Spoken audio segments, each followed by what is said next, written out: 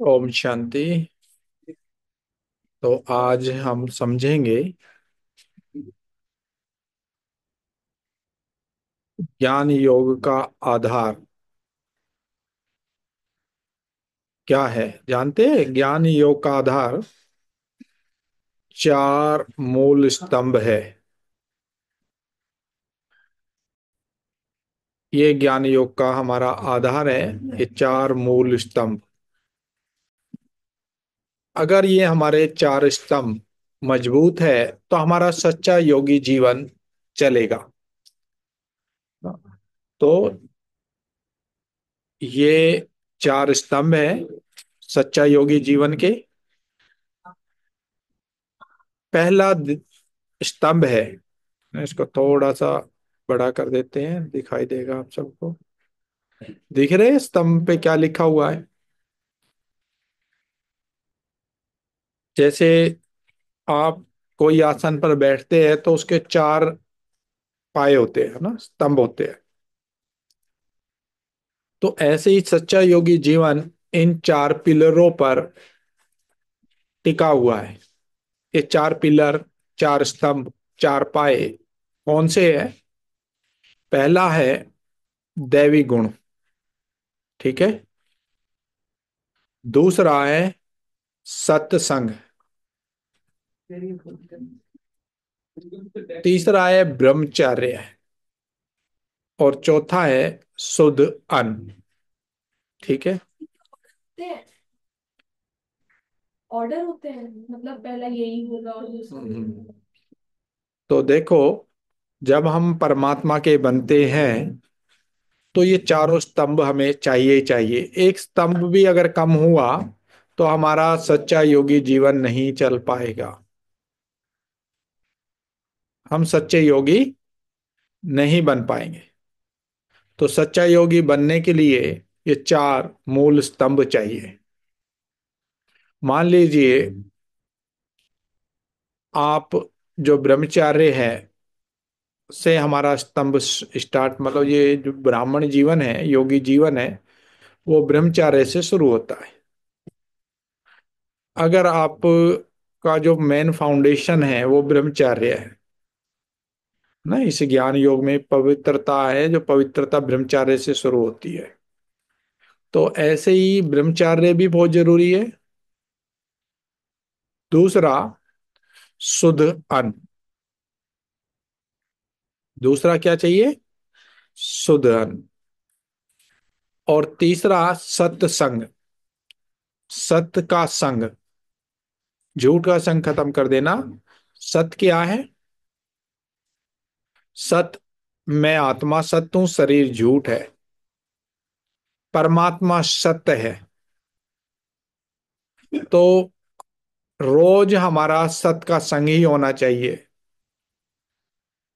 और बाकी सब झूठ है। कहते हैं ना, झूठी काया, झूठी माया और झूठा जग संसार है। तो सब झूठ है। सत्य क्या है? एक मैं आत्मा सत्य हूं, दूसरा परमात्मा सत्य है, और चौथा है दैवी गुण। दैवी गुण क्या है? जो देवताई गुण है, सहनशीलता, धैर्यता, नर्मता, निर्भयता, अंतर्मुखता, हर्षित मुक्ता, पवित्रता, संतुष्टता। ये देवताई गुण भी हमारे जीवन में चाहिए। मान लो आप योग लगा रहे हैं, है ना, आपके अंदर प्योरिटी नहीं है तो आपकी बुद्धि किसी भी देहधारी की तरफ जाएगी। इसलिए अंदर में ब्रह्मचार्य व्रत की शक्ति चाहिए। ब्रह्मचार्य से ऊपर का शब्द है ब्रह्मचारी। ब्रह्मचारी से ऊपर का शब्द क्या है? ब्रह्मचारी। ब्रह्मचारी मतलब ब्रह्मा के आचरण पर चलने वाले। ब्रह्मचारी से भी ऊपर की लेवल है ब्रह्मचारी, ठीक है। तो ब्रह्मचारी जीवन इतना श्रेष्ठ है, शक्तिशाली है, कि इसी शक्ति से हम सारे कार्य सफल कर सकते हैं। अगर ये शक्ति नहीं है ब्रह्मचार्य की, है ना, तो ब्रह्मचार्य भी कितने प्रकार का है, इसको भी समझना। ब्रह्मचार्य खाली ये नहीं, ब्रह्मचर्य मन से भी ब्रह्मचारी, बुद्धि से भी ब्रह्मचारी, किसी भी प्रकार से हमारी जो ब्रह्मचार्यता खंडित ना हो। ब्रह्मचार्य को बोलते हैं पवित्रता। तो हमारी जो प्योरिटी है वो मनसा में भी, वाचा में भी, कर्मणा में भी कहीं भी खंडित ना हो। तो कर्मणा से तो ब्रह्मचारी है, मतलब, लेकिन मनसा से ब्रह्मचारी नहीं है। तो हमारा मनसा भी पवित्रता चाहिए। अगर मनसा में प्योरिटी नहीं है, तब भी आपका ब्रेन में जो शुद्ध वाइब्रेशन जानी चाहिए वो नहीं जा रही है। तो मैं परम पवित्र आत्मा हूं, कहाँ बैठी हुई हूँ? ब्रेन के अंदर बैठी हुई हूँ। रोज इसका अभ्यास करो कि मैं परम पवित्र आत्मा हूं। पवित्र नहीं खाली, मेरी पवित्रता परम पवित्र है। मैं मन से भी पवित्र हूँ। मेरी सबके प्रति आत्मिक दृष्टि है, सब मेरे भाई है। मैंने ये स्वीकार कर लिया, सारा संसार मेरा भाई है, सब मेरे आत्मा भाई है। इसको जिसने स्वीकार कर लिया वो ब्रह्मचारी है। वैसे तो संसार में बहुत है, मेहनत करनी पड़ रही है, संकल्प चल रहे हैं, लेकिन जब ये स्वीकार कर लेते हैं मैं आत्मा हूं, और और कौन है? वे भी तो आत्माएं हैं। फिर अपने से बात करनी है। मेरी दृष्टि वृत्ति कहाँ खराब हो रही है, आत्मा पर या देह पर? देह में क्या है? देह में तो सारा गंध भरा पड़ा है। आत्मा निकल जाए तो देह को देख पाएंगे? उसमें तो गंदगी भरी पड़ी है। अगर ऊपर से चमड़ी हटा दी जाए तो देह में क्या है? देह को देख सकते हैं? तो ब्यूटी कहाँ तक है? ओनली स्किन तक है। तो अपने से बात करना, और भगवान आया ही है हमें पवित्र बनाने। तो सारे मेरे भाई है, हम रियल में सब ब्रदर है। हम सब पवित्र थे, आज अपवित्र बन गए। अब भगवान ने हमें स्मृति दिला दी है। हम बेहोशी में थे, अब होश आ गया हमें। ठीक है। तो पवित्रता का जो स्तंभ है वो हमारा बहुत पावरफुल होना चाहिए, बहुत मजबूत होना चाहिए, शक्तिशाली होना चाहिए। तो मैं कौन हूं? मैं परम पवित्र आत्मा हूं। कौन सी आत्मा? परम पवित्र आत्मा।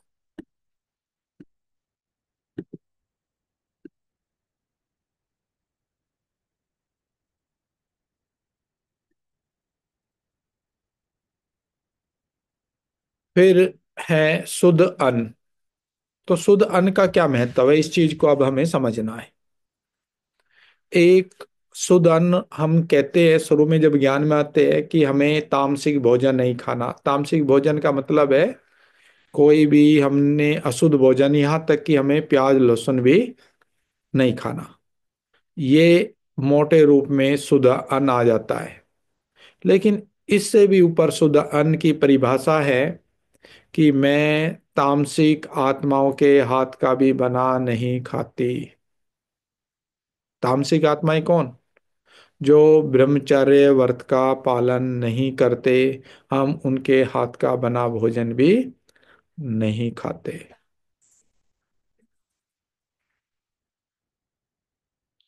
देखो, एक होता है सात्विक, एक होता है, मतलब सत्व प्रधान होता है सात्विक, एक होता है राजसिक, एक होता है तामसिक। तामसिक का मतलब सबसे डाउन लेवल का। देखो, तामसिक मतलब होता है एक अज्ञानता का अंधकार में जीवन, बिल्कुल। तम मतलब होता है अंधकार, घोर अंधकार। तो बिल्कुल इम्प्योर, तामसिक का मतलब इम्प्योर भी होता है। तो जो आत्माएं पवित्र नहीं है वो कौन है? वो इम्प्योर है, तामसिक है। तो हम उनके बना हाथ का भोजन भी नहीं खाते। क्यों? क्योंकि जिनके हाथ का हम बना भोजन खाते हैं, उस भोजन में उनकी वाइब्रेशन होती है। हम जिनके हाथ का बना भोजन खा रहे हैं, हम साथ साथ उनकी वाइब्रेशन भी ले रहे हैं। समझ में आया? हम किसी का खाना नहीं खा रहे, हम उसकी वाइब्रेशन भी खा रहे हैं, उनके विचार भी खा रहे हैं। जिनके हाथ का बना भोजन खा रहे हैं, हम उनके विचार भी खा रहे हैं। इसलिए कहते हैं, जैसा खाएंगे अन्न वैसा होगा मन। तो अन्न का मन पर बहुत गहरा प्रभाव पड़ता है। ठीक है, इस पर एक कहानी है कि एक सन्यासी था। वो अपने भोजन पर बहुत ध्यान देता था। वो किसी के भी हाथ का ऐसा बना भोजन नहीं खाता था। तो एक राजा, वो एक राज्य से निकल रहा था, तो राजा को पता चला एक बहुत अच्छा सन्यासी है, तपस्वी है। तो उसने उसको निमंत्रण दिया और कहा कि आप मेरे राज्य में ठहरो कुछ दिन। तो कारण क्या होता है, जहाँ पवित्र आत्माएं होती है वहाँ सब कुछ बदलाव शुरू हो जाता है। प्रैक्टिकल में बदलता है सब कुछ। प्रकृति भी अपने को चेंज करना शुरू कर देती है, नेचर भी। तो उसको रोका, वो रोका गया तो वो रुक गए। उनकी रिक्वेस्ट उसने स्वीकार कर ली। लेकिन उसने कहा, देखो मेरी शर्त है, मैं किसी और के हाथ का भोजन कहीं नहीं ग्रहण करता। तुम्हारे यहाँ पर जो अच्छे लोग हैं, तपस्वी है, जिनको आप मानते हो, उन जिनकी कोई इच्छाएं नहीं है, उनके हाथ का हमें भोजन खिलाओ। तो राजा ने वही भोजन वो बनवाना शुरू किया। है ना, पहले जो रसोइये होते थे वो ब्रह्मचारी होते थे। पहले जो रसोइया और रखे जाते थे वो ब्रह्मचारी ही रखे जाते थे। तो क्या हुआ कि जो वजीर था, राजा का मंत्री, उसने कहा, महाराज आपका तो भाग्य बन रहा है, मेरा भी भाग्य बन जाए, ये तपस्वी मेरे भी घर का भोजन ग्रहण कर ले। तो उसने कहा, देखो इसको बताना तो नहीं, तुम ले आओ अपने घर का भोजन, लेकिन बता दिया तो ये खाएगा नहीं। वो बनवा करके ले आए और उसने भोजन खाया। अब भोजन खाया तो भोजन खाने के बाद उसकी नजर महल में टके रानी के हार पर चली गई। और हार को देख करके उसके मन में लालच आया कि यह हार तो बड़ा सुंदर है, क्यों ना मैं इसको उठा लूं। उसको उठा लिया। कहा कि यहाँ तो फिर राजा देख लेगा तो मांग लेगा। वो राजा महल को ही छोड़ करके चलने लगा। चलता रहा चलता रहा। भोजन का असर कुछ समय रहता है, 12 घंटे तक रहता है। 12-18 घंटे तक उसको हो गया। जब भोजन का असर खत्म हुआ, वो नहाया धोया फ्रेश हुआ, तब उसने वो हार देखा। तब उसको फीलिंग आई, मेरी बुद्धि इस हार में क्यों फंसी। ठीक है। तब वो उसने कहा, ये तो मैं बहुत बड़ी गलती कराया। वापिस आया, राजा को वो हार दिया। कहा कि राजा, ये विचार मेरे को कहाँ से आए, जरूर मेरे भोजन में गड़बड़ की गई होगी। तो पता चला कि राजा जो मंत्री था, उसकी पत्नी ने वो भोजन बनाया था। और जो पत्नी थी ना, उसकी बुद्धि में रात दिन रानी का जो हार था ना, वो घूमता रहता था कि काश मेरे पे भी वो हार हो, काश मेरे पास भी वो हार हो। अब उसकी बुद्धि में तो वही है, उसकी वाइब्रेशन। तो कि महाराज कृपा कर दे, वो हार मेरे को मिल जाए बस। है ना, महाराज को मैं भोजन खिला रही हूँ, ऐसा हार मेरे को भी मिल जाए, ऐसा हार अंदर में। है ना। तो महाराज की भी बुद्धि में क्या चलने लगा, भोजन का असर आया। ठीक है। तो इसलिए अन्न का मन पर बहुत गहरा प्रभाव पड़ता है। आपको और एक एग्जाम्पल और देते हैं प्योरिटी का। एक प्रैक्टिकल में बताया गया अनुभव।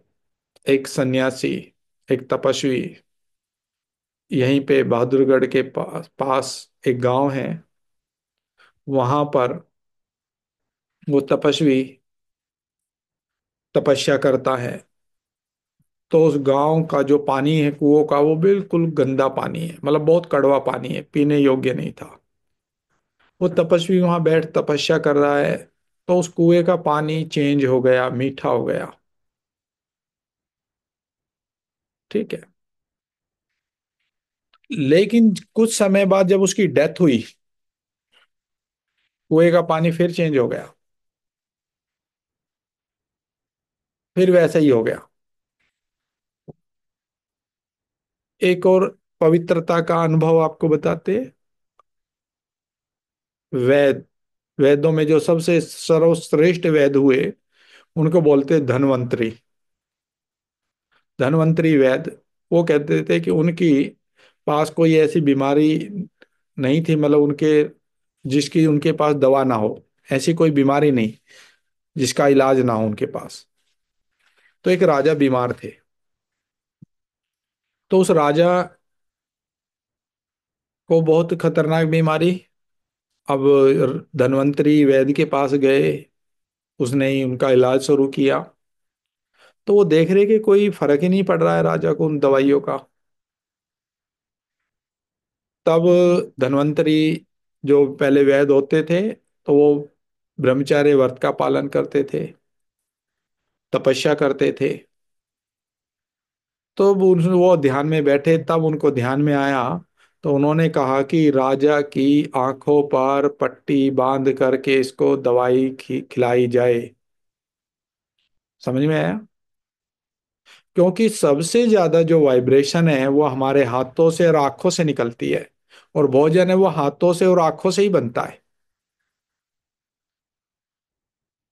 तो उसके मुख में दवाई डाली जाए, लेकिन उसकी आंखों पे पट्टी बंधी हो। कहा क्यों? कहते जब ये राजा बहुत विकारी है, इसकी दृष्टि वृत्ति अच्छी नहीं थी, इसकी दृष्टि जैसे ही दवाइयों पर पड़ती है, दवाइयों का जो जड़ी बूटियां है वो अपना अस्तित्व खो देती है, उनकी जो शक्ति है वो शून्य हो जाती है।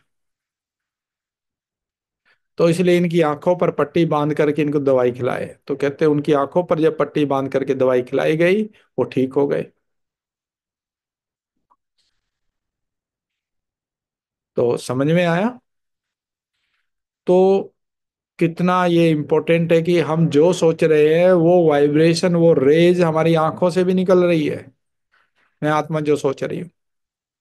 तो खाना बनाते हुए मैं क्या सोच रहा हूँ? सोचिए। मेरी दृष्टि किसी पर पड़ रही तो क्या सोचते हुए पड़ रही है? जिसको पहले बोलते थे नजर लग गई, तो कितना टेंशन देना होगा हमें। तो ये ब्रह्मचार्य है और शुद्ध अन्न, दोनों एक दूसरे से संबंध रखते हैं। ठीक है। फिर तीसरा है सत्संग। तो सत्संग भी इसमें मदद करता है, क्योंकि सत्संग, रोज हम मुरली का संग करते हैं, परमात्मा के महावाक्यों का संग करते हैं, रोज परमात्मा का भी संग करते हैं। तो ये चीज मेंटेन रहती है, हमारी ब्रह्मचार्य भी और सुधन भी। ठीक है। और इन चीजों को भी मेंटेन क्या करते हैं? दैवी गुण। दैवी गुण में, मान लो आपके पास, मान लो आप तीन स्तंभ से योग लगा रहे हो, ठीक है, आपके अंदर आप सत्संग है, परमात्मा का भी संग कर रहे हैं, ब्रह्मचारी भी है, सुधन भी है, लेकिन देवताई गुण आपके जीवन में नहीं है, दिव्य गुण है ना, जो दैवी गुण है। तो दैवी गुण नहीं है जीवन में, तो आप योग में बैठे और किसी ने आपको कुछ बोल दिया, आपके अंदर सहनशीलता नहीं थी, तो आपके संकल्प ही चलते रहेंगे योग में बैठे बैठे। आपको सहन नहीं हुआ ना, सहनशीलता नहीं है, इसलिए आपके थॉट चलते रहेंगे। आप बैठे तो योग में है, लेकिन पूरा टाइम आपका योग उसी से लगा रहेगा, उसने मेरे को ऐसा क्यों बोल दिया। इसलिए ये दैवीय गुणों पर भी हमें प्रैक्टिस करनी है, अभ्यास करना है। एक एक दैवीय गुण हमारा जीवन बदल सकता है। एक देवताई गुण, सिर्फ एक मधुरता का गुण ले आओ, और इन गुणों की भी आपस में यूनिटी है। जैसे इनकी यूनिटी है ना, इन को भी अगर जीवन में लाओगे आप, चार स्तंभ, तो इनकी भी यूनिटी बढ़ती, इनके भी एक दूसरे से संबंध है। ऐसे देवताई गुणों का भी एक दूसरे का संबंध है। आप मधुरता लाओ, मधुरता के लिए सहनशीलता चाहिए, नहीं चाहिए? बिना सहनशीलता के आपके अंदर मधुरता नहीं आएगी। धैर्यता भी चाहिए,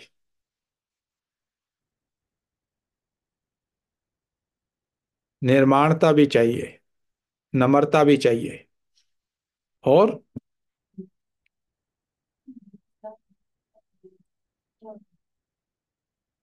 क्या चाहिए? पवित्रता भी चाहिए, संतुष्टता भी चाहिए, निर्भयता भी चाहिए। ये कहाँ से आएंगे? ये जब सत्य संग, सत्य परमात्मा का संग करेंगे, मैं आत्मा हूं, तो निर्भयता आ जाएगी। ये दैवी गुण होंगे, तो एक दूसरे का सबसे संबंध है। तो ऐसे ये चार स्तंभ अगर मेरे मजबूत है, तो मेरा सच्चा योगी जीवन चल सकता है, चलेगा। अगर नहीं है, तो इनको मजबूत करो। यही फाउंडेशन है आपके आसन का, सच्चे योगी जीवन के आसन का। तो जब योग नहीं लग रहा, तो समझो इन पिलर में से कोई ना कोई पिलर में दरार आ गई है, कोई ना कोई पिलर पर अटैक हो रहा है, आपका योगी जीवन हिल रहा है। हाँ, बैठे योग में है, तो इसका मतलब कोई ना कोई पिलर गड़बड़ कर रहा है, आपका योग नहीं लगने दे रहा। तो देखो कौन से पिलर, फिर चेक करके देखो। जाओ नीचे गहराई में और देखो कि कौन सा पिलर हिल रहा है। सत्संग में तो कहीं गड़बड़ नहीं हो रही है, या ब्रह्मचार्य में गड़बड़ हो रही है कहीं? ब्रह्मचार्य की भी पूरी गहराई है ना। और कहीं शुद्ध अन्न में तो गड़बड़ नहीं हो रही है, या देवताई जो गुण है उनमें तो गड़बड़ नहीं हो रही है ना। कामदेव का मतलब है काम विकार को ही कामदेव, मतलब लोगों ने काम विकार को ही देव शब्द बोल दिया, देव शब्द जोड़ दिया, जबकि काम देव नहीं है, काम विकार है। एक स्टोरी भी है ना ऐसे कुछ कामदेव की ना।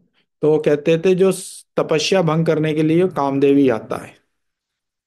कोई भी तपस्वी जब तपस्या करता है, तो कामदेव आता है। कामदेव आना मतलब ब्रह्मचर्य आपका खंडित होना। तो कामदेव का मतलब वो बाण दिखाते, कामदेव बाण मारता है। बाण मतलब संकल्प। आपके संकल्प रूप संकल्पों में कामदेव के बाण लगे होंगे। संकल्प ही आएंगे आपको, थॉट ही आएंगे विकारों के। तो जब विकारों के थॉट आ रहे हो, समझो कामदेव अटैक कर रहा है, मेरी तपस्या भंग कर रहा है। तो क्या करना पड़ेगा उस समय? उस समय आपको शंकर बनना पड़ेगा। अपनी सारी शंकाएं दूर करनी पड़ेंगी, अपना तीसरा नेत्र खोलना पड़ेगा। दिखाते हैं शास्त्रों में, कामदेव शंकर की भी तपस्या भंग करने आया। जब उन्होंने ज्ञान का अपना तीसरा नेत्र जब खोला, आत्मिक दृष्टि का, तो कामदेव वहीं जल करके भस्म हो गया। तो हमारी आत्मिक दृष्टि हिल चुकी है, उसमें कचड़ा आ गया, बंद हो गई। माया की बहुत आंधी चल रही है। तो देखो कौन सा कचड़ा आ गया है।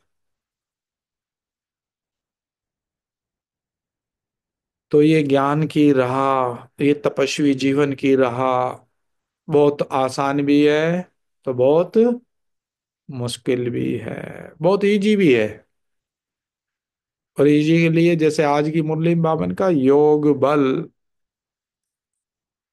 एक बाबा ही मेरा संसार है, एक बाबा ही मेरा जीवन है। अब कुछ हो जाए, मैंने सर्वस्व बाबा पर न्यौछावर कर दिया है। ठीक है। तो ये है सच्चा योगी जीवन के चार मूलभूत मूल स्तंभ। ये योगी जीवन का आधार है, चार स्तंभ। तो इसमें किसी का कोई प्रश्न है, चार स्तंभ में से? हम्म। हाँ बोलो वीना बेन।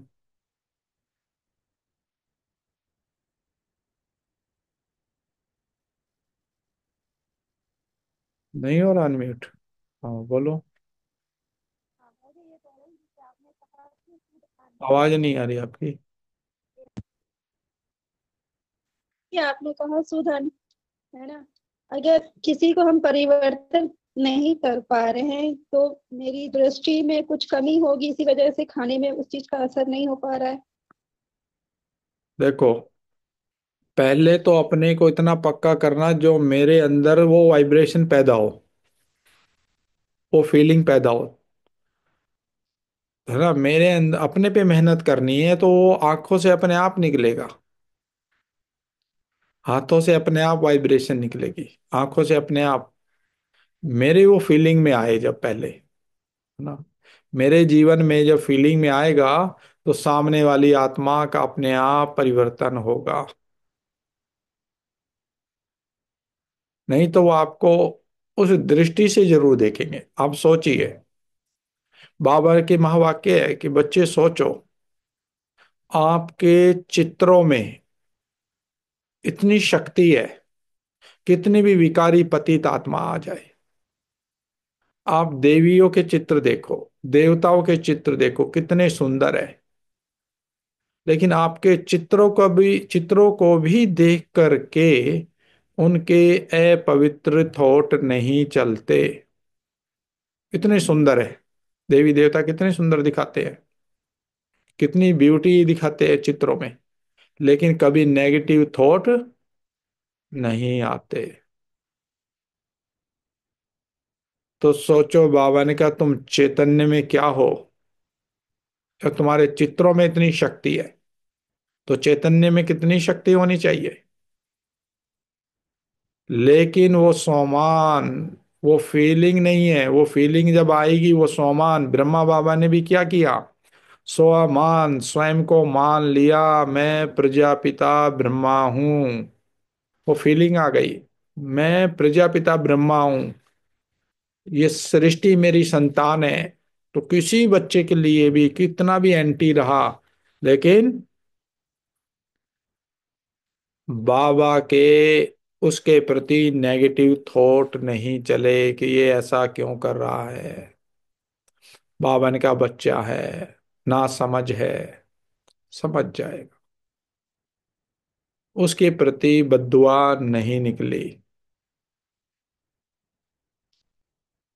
जब हम अपने को मान लेंगे मैं कौन हूं, इसलिए तो सम्मान बाबा ने कितने दिए। तुम महावीर हनुमान हो, तुम विघ्न विनाशक गणेश हो। सोचो मैं हनुमान बैठा हो, अब लोग हनुमान की दृष्टि वृत्ति कैसे होनी चाहिए, सोचो।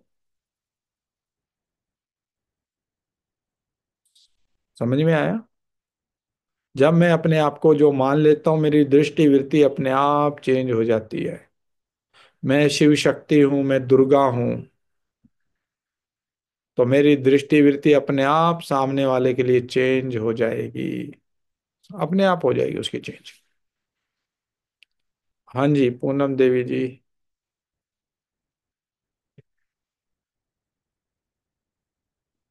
ओम शांति भाई जी। भाई जी, गृहस्थियों को तो रिश्तेदारी में भी जाना पड़ा है, फिर वहां भोजन ग्रहण करना पड़ा है, तो फिर क्या करें भाई जी? वैसे बिना लहसुन प्याज का तो खाओ, वो तो बोलते हैं कि हम लहसुन प्याज नहीं खाएंगे, वो बना दे हैं। पर फिर हाँ देखो, ये क्या है कि हर आत्मा की अपनी कैपेसिटी है,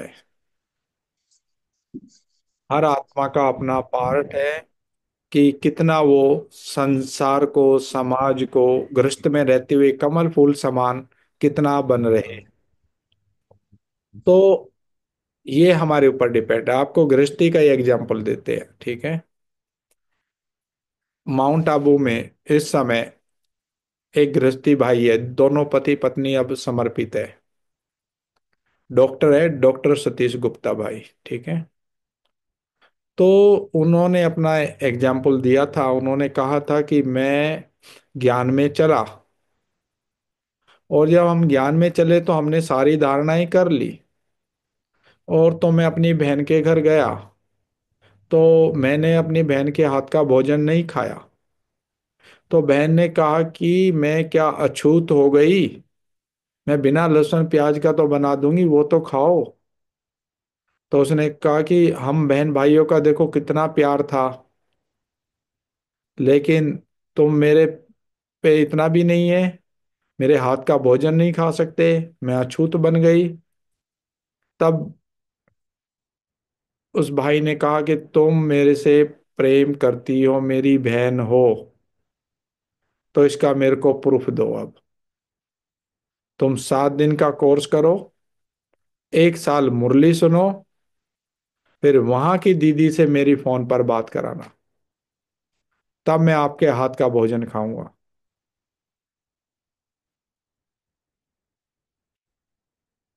समझ में आया? तो ये तो हम गृहस्थ में रहते हुए कमल फूल समान बनना है। तो जो नहीं चल सकते, देखो, हर प्रकार के भी तो बच्चे चाहिए नहीं, सतयुग में नहीं चाहिए। वहां बाबा लास्ट क्या कहते हैं, राजधानी बन रही है। तो राजधानी में तो सब प्रकार के चाहिएंगे। कुछ प्याज लहसुन छोड़ करके सबके हाथ का खाना खाते हैं, कुछ और उससे ऊपर चले गए। लेवल है ना, पढ़ाई है धारणाओं का। इसलिए किसी पर यहाँ जोर दो जबरदस्ती नहीं है कि आप ये करो ये करो, नहीं। पढ़ाई तुम्हारे सामने, करना तुम्हारी मर्जी, ना करो तुम्हारी मर्जी है। तुम्हें जितना कंफर्ट चाहिए, कितना इजी। अब बच्चे को कहो कि आईएएस बनना है, और रात दिन पढ़ना पड़ेगा, हमारे को तो नहीं पढ़ा सकते हम तो रात दिन, है ना। कोई कहता नहीं मैं तो रात दिन पढ़ूंगा। तो ये पढ़ाई है, धारणाओं की पढ़ाई है। तो वो मेरे ऊपर डिपेंड करता है कि मैं कितना फेस करूंगा। शक्ति तो आएगी ना लोगों का, तभी तो पता चलेगा, है ना। यहाँ तक कि लोग मुरली ही छोड़ देते, कोई रिलेटिव आ जाए। बाबा कहते हैं सबसे बड़ा तो रिश्तेदार गेस्ट मैं हूँ। किसी के घर कोई गेस्ट आए, मेहमान आए, और कहेंगे आज तो माया आ गई, मुरली छूट गई, क्लास छूट गई। बाबा कहता है कि सबसे बड़ा तो गेस्ट मैं हूँ, सबसे बड़ा मेहमान मैं हूँ। तुम मेरे से बड़ा भी मेहमान कोई आ गया क्या? ये आत्माएं तो तुम्हारे साथ कब से रही है। क्या हम्म इस इस एक जन्म में एक बाबा ही मेरा सबसे बड़ा मेहमान है। उनको भी तो पता चले ना, हमारे से भी ज्यादा वैल्यू ये किसको देते हैं, इनके लिए मेन इंपॉर्टेंट है कौन।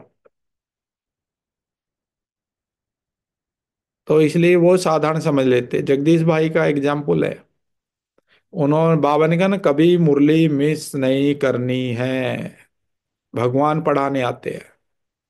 तो उनको क्लिक कर गई कि मैं कभी मुरली मिस नहीं करूंगा। तो सोचो, सोनीपत से वो रोज दिल्ली जाते थे मुरली सुनने, ट्रेन से, डेली। तो एक दिन उनकी ट्रेन मिस हो गई, छूट गई, और वो मालगाड़ी में चढ़ गए। अब जो मालगाड़ी वाला टीटी था वो कहने लगा कि भाई ये सवारी वाली गाड़ी नहीं है। कहते नहीं, मैं सत्संग है मेरा, उसमें जा रहा हूँ। कहते ऐसा क्या सत्संग है जो एक दिन नहीं छोड़ सकते? तुम जाते डेली, हम वो सब देखते हैं ना, कोई डेली जाने वाला होता है तो उसने कहा नहीं, भगवान पढ़ाने आता है, मैं वो परमधाम से आता है इतनी दूर से, तो मैं एक दिन भी मिस नहीं कर सकता। तो कुछ टाइम के बाद पता चला वो टीटी भी ज्ञान में आ गया। उसको टीटी कैसे आ गया? टीटी ने कहा कि ये सचमुच भगवान पढ़ाने आता, देखो तो सही जा करके। ये ऐसे ही मजाक कर रहा है, सच बोल रहा है और ये इतना सीरियस है, तो शायद क्या पता भगवान आता हो इनको पढ़ाने। तो आप भी कहोगे जब भगवान हमें पढ़ा रहा है, भगवान हमें ये कह रहा है, हम भगवान की बात माने या आपकी? आप भगवान से बड़े हो तो हम आपकी बात मान लेंगे, है ना। ब्रह्मा बाबा भी भक्ति मार्ग में क्या करते थे, है ना। राजा कहते थे लकी बाबू पार्टी फीकी रही, या वो कोई राजा उनके पास आते थे, तो उस समय वो अपनी भक्ति के टाइम में होते थे, तो राजा कहते थे एक दिन भक्ति आगे पीछे भी कर सकते थे। कहते थे नहीं, वो समय मैंने भगवान को दे रखा है, आप ही बताइए। मतलब बहुत पोलाइटली बोलते थे कि आप ही बताइए, अगर आप भगवान से बड़े हो तो मैं वो भगवान का समय आपको दे सकता हूँ। जिस दिन मेरे सामने कोई भगवान से बड़ा आ गया, मैं वो समय उसको दे दूंगा। तब वो क्या कहते थे राजा, कि तुम इतने नियम और सिद्धांतों के इतने पक्के हो, इतना मतलब बड़े व्यापारी होते हुए हीरे जवाहरातों के, तो तुम्हें राजा होना चाहिए था, गलती से हम राजा बन गए। हाँ, लेकिन भगवान तो आता राजा के तन में, तो भगवान आएगा नहीं, भगवान तो आता ही साधारण तन में है। ठीक है? तो भगवान आते ही साधारण तन में है। ठीक है, तो समझ में आ गया पूनम बहन जी? आप पद देख लो आपको कौन सा लेना है ना। भगवान की बात माननी है या उनकी बात माननी है? अब बाबा सन्यासियों के लिए तो आया नहीं है, घर में रहते हुए ही सन्यासी बनाने आया है।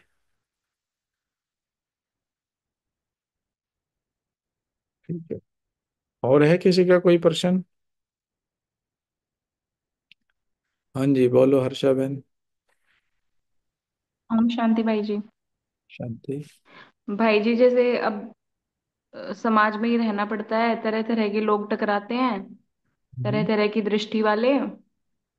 आपने जैसे एक एग्जांपल दिया ना कि देवी देवता है तो इतनी ब्यूटीफुल होने के बाद भी मतलब उन पे वो दृष्टि नहीं जाती, और मतलब यहाँ पे रहते तो तरह तरह के लोग टकराते हैं, फिर उनसे कैसे बचे?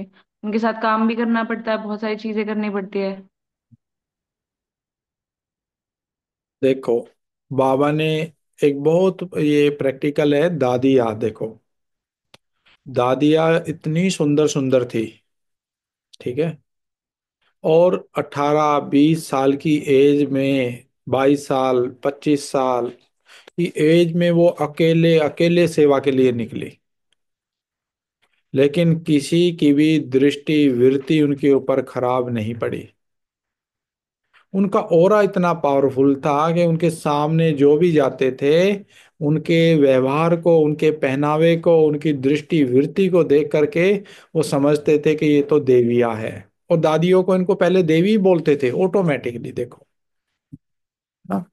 जब हमारा पहला बाबा ने जो हमें ड्रेस दी है ना, वो ड्रेस भी हमारी बहुत अच्छी होनी चाहिए, संस्कार में ड्रेस होनी चाहिए, है ना, सिंपल होनी चाहिए। और बाबा ने तो इतनी शुद्ध ड्रेस दे रखी है, अपने आप उस ड्रेस को देख करके किसी की भी दृष्टि वृत्ति अपने आप चेंज हो जाती है ना। तो जब हमारा पहनावा, हमारा हमारी जब तपस्या का लेवल आगे बढ़ेगा, तो अपने आप लोगों के विचार चेंज हो गए। सोमान में रहना है, आपकी वाइब्रेशन से आपके सामने जाते ही उनकी दृष्टि वृत्ति बदल जाएगी।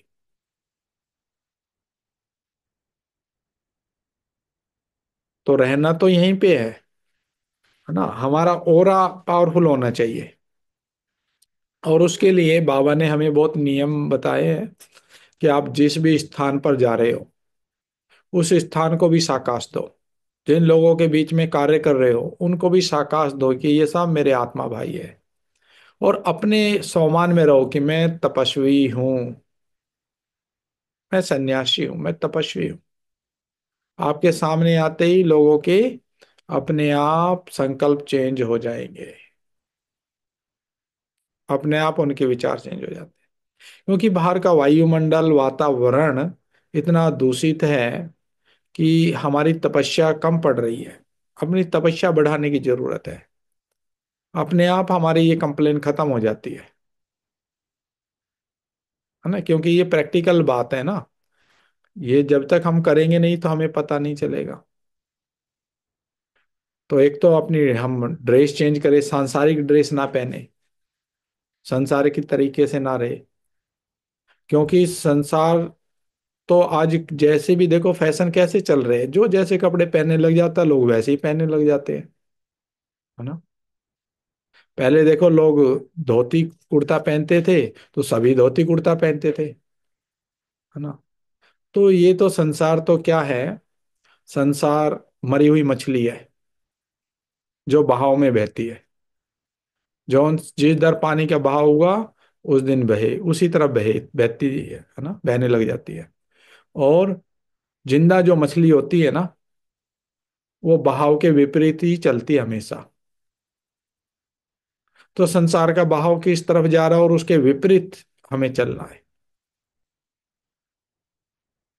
तो हमारे संकल्प, हमारी दृष्टि, हमारी वृत्ति जब चेंज होगी, हमारी वाइब्रेशन इतनी पावरफुल होगी कि हमारे ओरे के अंदर, हमारा ओरा धीरे धीरे बढ़ेगा।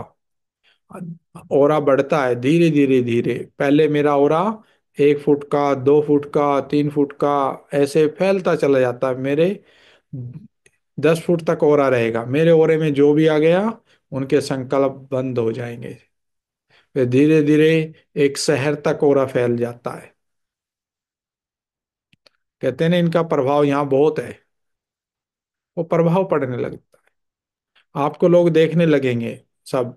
जब हमारा खान पान चेंज होगा, रहन सहन चेंज होगा, हमारी बोलचाल चेंज होगी, सबकी दृष्टि वृत्ति अपने आप चेंज होती चली जाती है।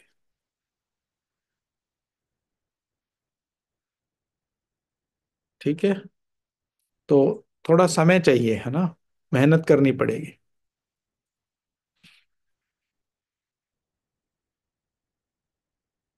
तो चैतन्य में बने तभी तो बाबा ने कहा तुम्हारे जड़ यादगार बने। आप चैतन्य में नहीं थे तो ये चित्र कहाँ से बन गए। और आपके चित्र इतने शक्तिशाली, तो आप चैतन्य कितने शक्तिशाली होंगे सोचो, प्रैक्टिकली जब आ जाए सामने कोई।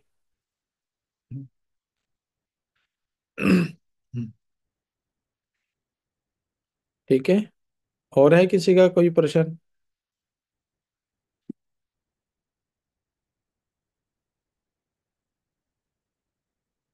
नहीं है।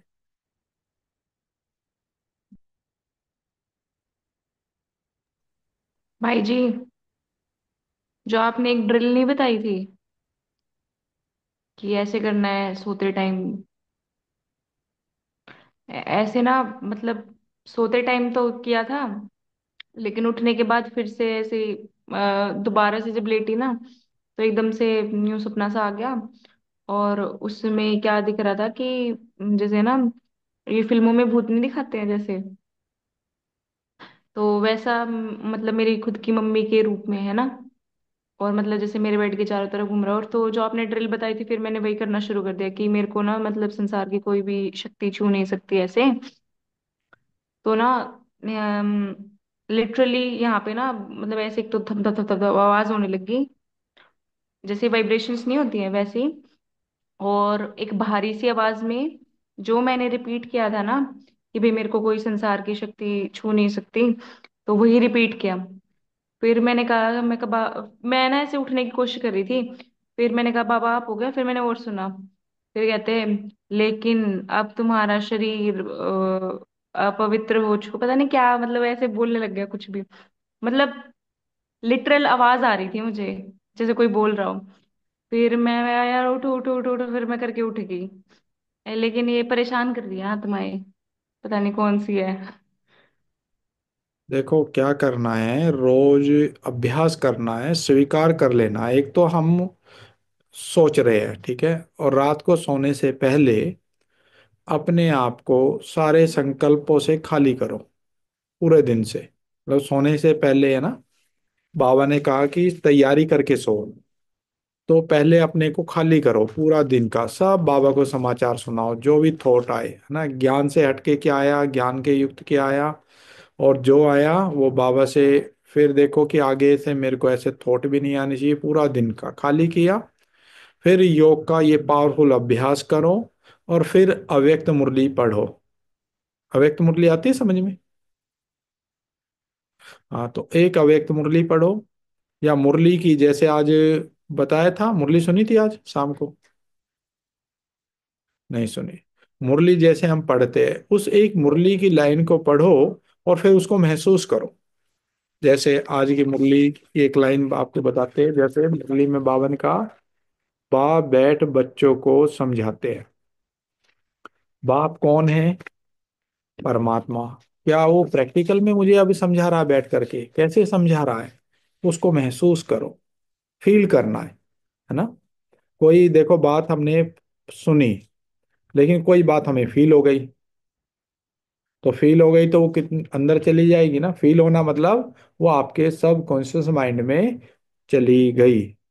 तो ऐसे कुछ ऐसी बातें जो फिल्मों से, ऐसी फिल्में भी देखते हैं ना, ऐसी फिल्मों से, वातावरण से, लोगों की बातों से, वो बातें भी हमारे सब कॉन्शियस माइंड में चली जाती है, हम फील कर लेते हैं। फिर क्या होता है? फिर वैसे सौपन आने लगते हैं, वही फीलिंग आने होने लग जाती है। ठीक है ना। जब हमें पॉजिटिव फीलिंग होगी तो नेगेटिव सोचने से, नेगेटिव देखने से, तो वो नेगेटिव ही फीलिंग होती है। ठीक है। ऐसे आत्माओं का भी ज्यादा कुछ नहीं होता, कुछ हमारी वाइब्रेशन की खुद की ही फीलिंग होती है। जैसे हम ज्ञान योग में आगे बढ़ते हैं, अशरीरी स्थिति का अभ्यास करते हैं, तो हमें अच्छी फीलिंग भी होती है। ऐसे नेगेटिव फीलिंग भी हमारी खुद, हमारे ही बनाया हुआ वो जाल होता है कई बार। ऐसे कोई आत्माएं नहीं होती कि जो आकर के हमें इतने पावरफुल सामान को तोड़ दे। सबसे पावरफुल सामान में मास्टर सर्वशक्तिवान आत्मा हूं, सर्वशक्तिवान परमात्मा की संतान, मैं आत्मा, मास्टर सर्वशक्तिवान। तो सर्वशक्तिवान की संतान हूं मैं आत्मा, मैं मास्टर सर्वशक्तिवान। तो सर्व शक्तियां मेरे पास है, मैं साधारण आत्मा नहीं हूं, मेरे साथ परमात्म शक्तियां है। अब मेरा जीवन चेंज हो चुका है। मेरा जीवन, अब मेरा एक नया जन्म हुआ है। पीछे मैं कुछ भी था, लेकिन अब मैं भगवान का बच्चा बन गया। भगवान ने मुझे अडॉप्ट कर लिया है। और जब उसने मेरे को अडॉप्ट किया, तो जिस घर में जन्म लेते हैं उस घर का देखो आपको सपोर्ट मिलता है या नहीं मिलता है।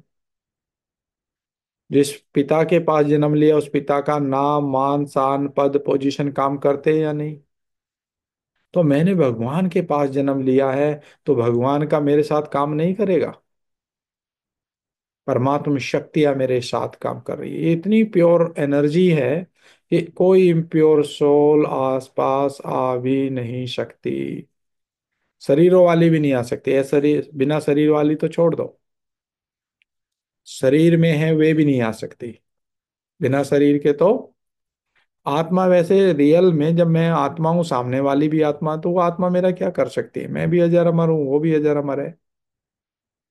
कौन, मैं डर किससे है मेरे को? डर तो होना ही नहीं चाहिए, है ना। ठीक है। तो मुरली पढ़ते हुए हमें मुरली को समझना है ना। जैसे आज बाबा ने कहा कि रूहानी बाप बैठ, है ना, रूहानी बाप बैठ रूहानी बच्चों को समझाते हैं। तो सोचिए, रूहानी बाप परम धाम से आया है और हम बच्चों को बैठ करके कैसे हमें समझा रहा है। हम बैठ, बच्चे कहाँ बैठे हैं? हम शरीरों में बैठे हैं। ठीक है। तो अब क्या करें? खाना खा रहे हैं, पानी पी रहे हैं, कुछ भी कर रहे हैं, सोमान का अभ्यास करते हुए करें। पानी पी रहे हैं, उसको दृष्टि दो, मैं परम पवित्र आत्मा हूं, मैं परम पवित्र आत्मा हूं। ये पानी कितना शुद्ध है, पवित्र है ना। मेरी कितनी सेवा कर रहा है। प्रकृति के पांचों तत्व, है ना, जल देव बोलते हैं ना, ये दे रहा है, हमारी कितनी सेवा कर रहा है, और हम इसको वाइब्रेशन दे, तो जल भी पवित्र होगा। और क्या करना है? खाना खा रहे हैं, खाने को भी दृष्टि दो, पानी पी रहे हैं, मास्टर सर्वशक्तिमान का अभ्यास करते हुए, परम पवित्र की दृष्टि देते हुए उस पानी को ग्रहण करो। वो पानी नहीं पी रहे हो, फिर आप अमृत पी रहे हो, शक्ति भर रही है आपके अंदर। उस पानी के अंदर वो वाइब्रेशन आ गए, वो भी बल दे रहा आपको। तो परमात्मा ने ये कहा कि आधा शुद्धिकरण तुम्हारा शुद्ध भोजन से हो जाता है, शुद्ध खान पान से हो जाता है। इसलिए कहते हैं परमात्मा कि अपना खान पान शुद्ध कर लो, आधी मेहनत से छूट जाओगे। ठीक है। तो थोड़े पेपर देना पड़ेगा, परिस्थितियों का सामना करना पड़ेगा, क्योंकि एक ये भी तो एग्जाम है ना, आगे बढ़ना है तो।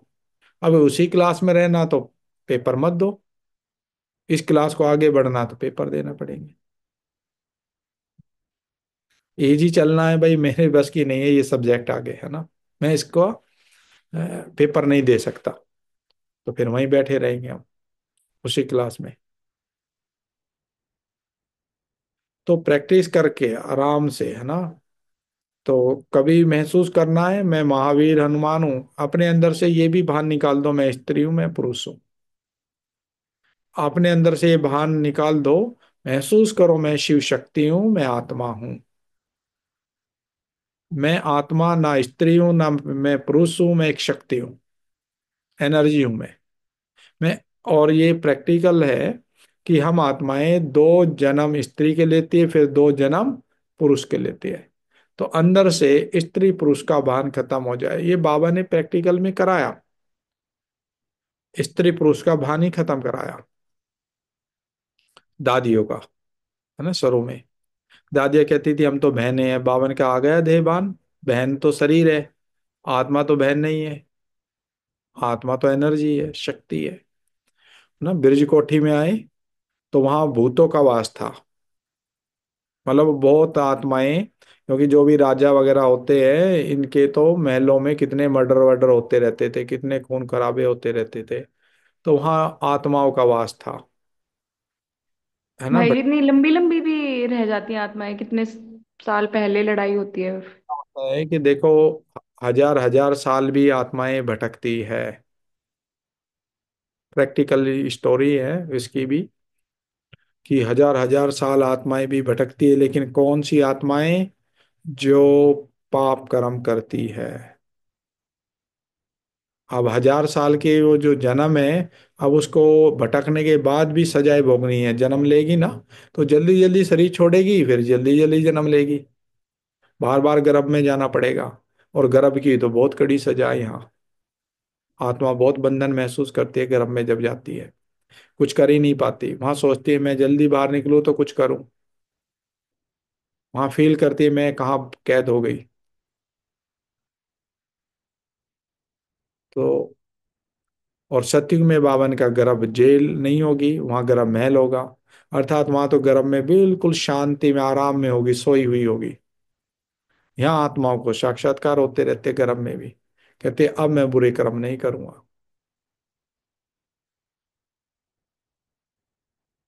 ठीक है।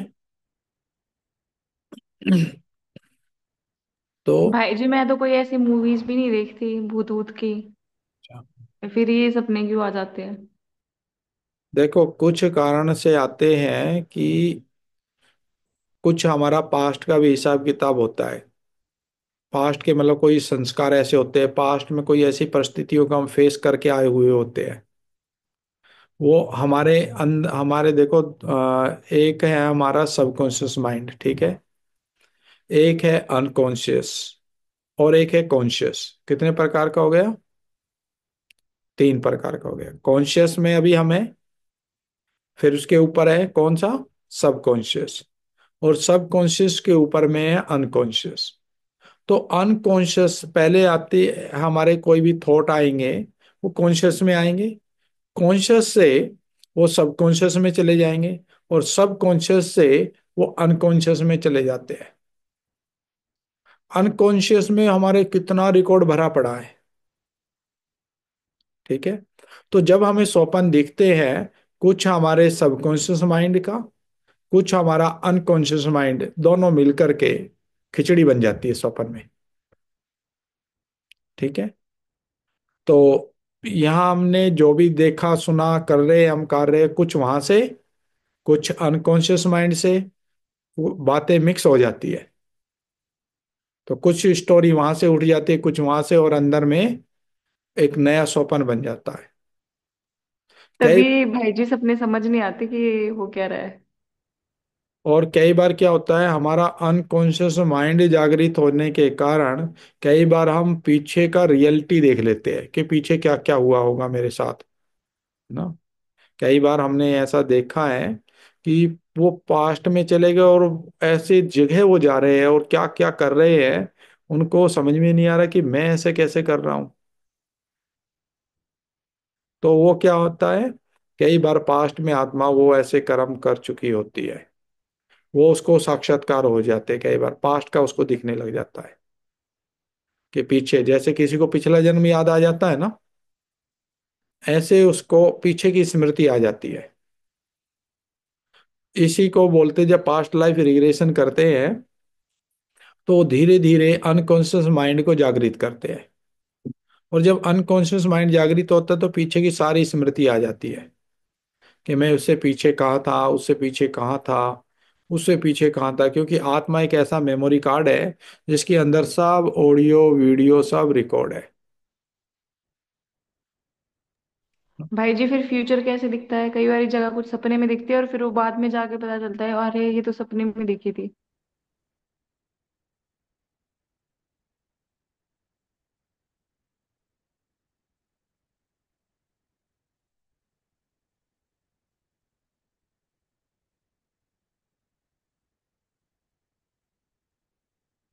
शब्द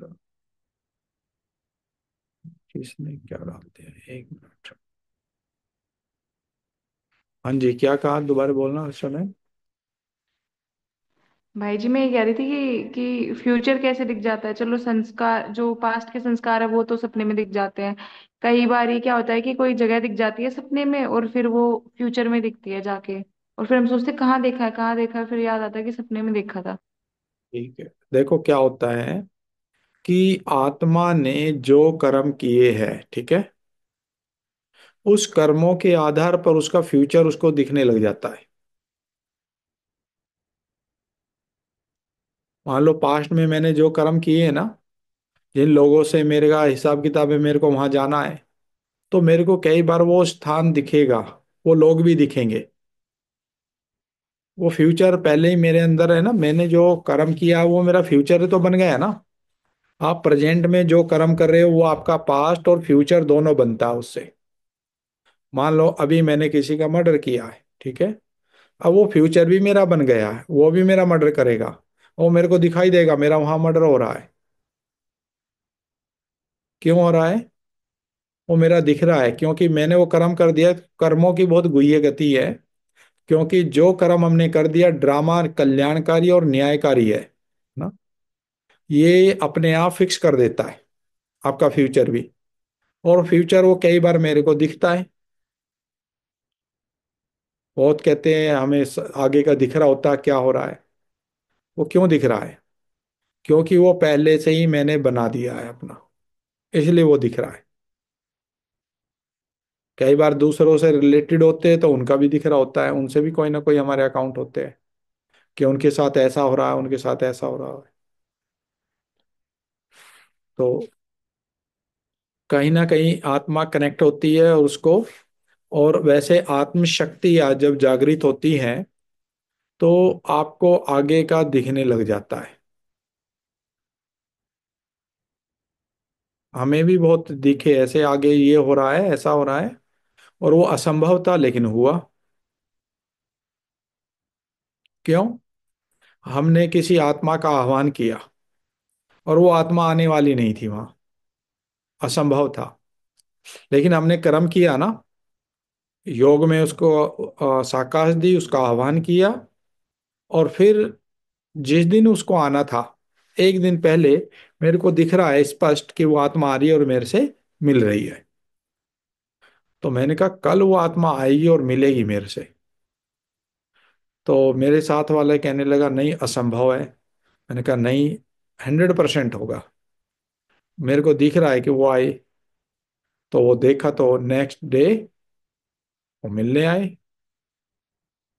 और उसी स्थान पर, क्योंकि कर्म किया ना, तो वो बन गया, वो फिक्स हो गया, वो दिख गया है ना।